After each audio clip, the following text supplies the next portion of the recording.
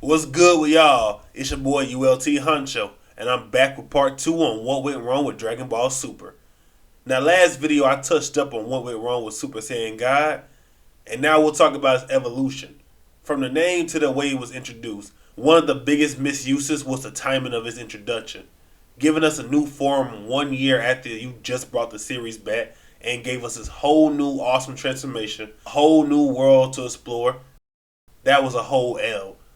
And I always find it funny looking back at the games and what moves they gave Super Saiyan God, because usually we'll see him perform a technique and we can recall when they did that move in a movie or the series, but they were just making shit up with the red forms, because after that movie and the remake, we want to see these forms again to determine the power, almost 3 arcs later.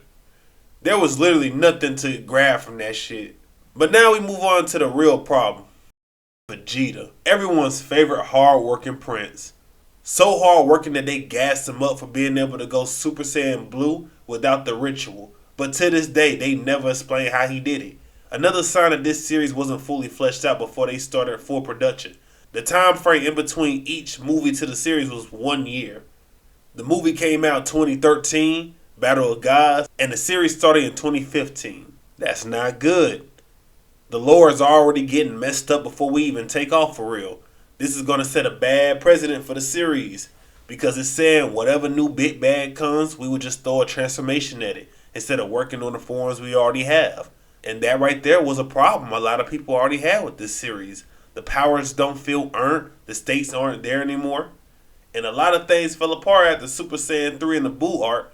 Now don't get me twisted, I love Super Saiyan 3 and the Buu arc. But transformations was something that felt like it had to be earned. From Goku's very first time, at the brink of death, and the loss of his best friend Krillin, and the supposed death of Piccolo, we got the iconic transformation which changed the game forever. That golden form. Then we get the Trunks. His iconic moment came when Gohan died. Future Gohan, that is. Him feeling despair and feeling like he failed to help his master and best friend. That shit sent him over the edge and he became the Golden Warrior. And then there's Vegeta, who trained to the point he almost died, and then had a self-existential crisis on what and who he was as a Prince of all Saiyans who couldn't even become a Super Saiyan after witnessing Goku and Trunks do it. And I know the community likes to clown on Vegeta a lot. You know, Mr. I cry and I got my powers. But in all honesty, he was probably the only one who was actually worthy to get that shit next up. Looking back at the Cell Saga, Gohan's entire story of Z up to that point was leading to him becoming the Ascended Saiyan he was always meant to be. Then we fast forward a couple years, and while we did raise an eyebrow when Goten and Kid Trunks became Super Saiyans, especially after we found out how Trunks did it, it pretty much kind of felt like it didn't matter anymore. Like Vegeta said, a Super Saiyan bargain sale.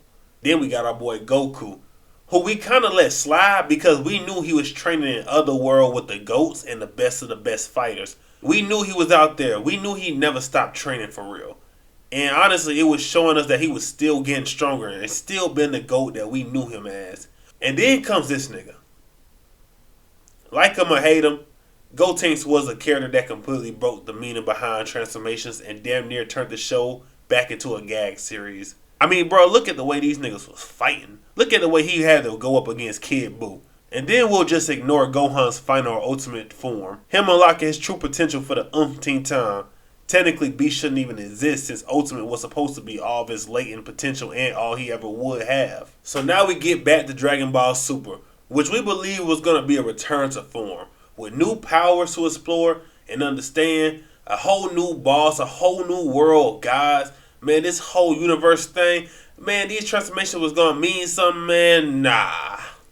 That shit flew right out the window with the very next movie, Frieza Return, completely making Super Saiyan God useless from then on out. And here's the funny part, they somewhat did it again with Kaioken Blue. But the thing about that one was that shit looked amazing. And honestly, that's something that actually made sense narratively. Goku's God Ki required him to have near perfect control, which is something he couldn't do with Super Saiyan because it was based off emotions making his energy rise up.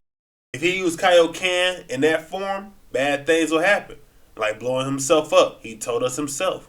This makes Blue actually have staying power in the series while bringing back old powers and technique. because it gives us something to actually train with that makes the form stronger without simply getting rid of it. And I ain't gonna lie, a Kaioken Blue Instant Transmission Ultimate Kamehameha would be devastating on anybody. And I would wish that on my biggest enemy. But that's it for the video. If you like what I'm bringing, then leave a like and a comment, and I'll keep bringing them. I'm trying to hit 1K subscribers by the end of summer, so I'm going to be dropping straight Spirit Bomb level content. Probably try to make them longer, I don't know. Definitely keep the editing going. Definitely keep trying to drop some shorts. But stay on the lookout, man. Y'all be easy.